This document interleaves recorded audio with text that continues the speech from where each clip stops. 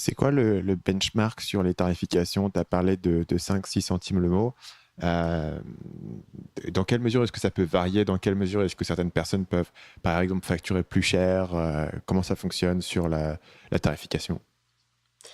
Alors, c'est très compliqué la tarification en rédaction web parce que, j'ai remarqué que tu as des très, très grosses boîtes. Moi, j'ai travaillé par exemple pour Dim, pour, Accor, qui sont des boîtes qui vont te payer très, très cher, enfin très cher, qui vont te payer du 20 centimes le mot pour des textes pas extraordinaires.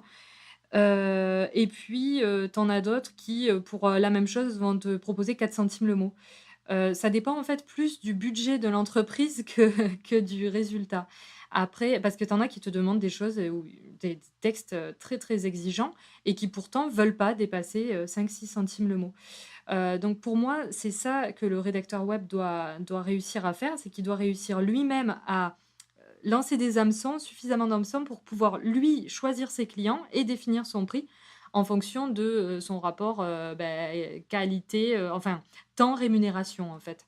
Donc c'est plutôt au rédacteur d'essayer de trouver les clients qui vont être, OK pour, le payer tel prix et pour qu'il gagne tant de l'heure. Moi, avant de créer ma formation, je m'étais fixé que je refusais de travailler si je gagnais moins de 40 € de l'heure. Je parle en TTC, hein.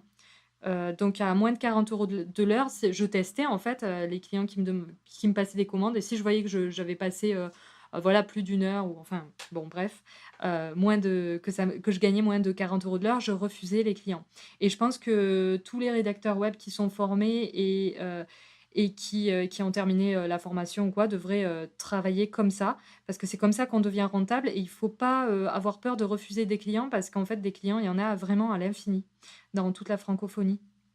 Salut, c'est Stan, j'espère que vous avez apprécié cet extrait du podcast Marketing Mania. Bien sûr, vous pouvez retrouver l'ensemble des épisodes du podcast, y compris les instructions sur comment vous abonner sur l'application Apple Podcast ou sur votre téléphone Android, en vous rendant sur mon site à l'adresse marketingmania.fr/podcast. Je vous ai mis le lien dans la description de cette vidéo.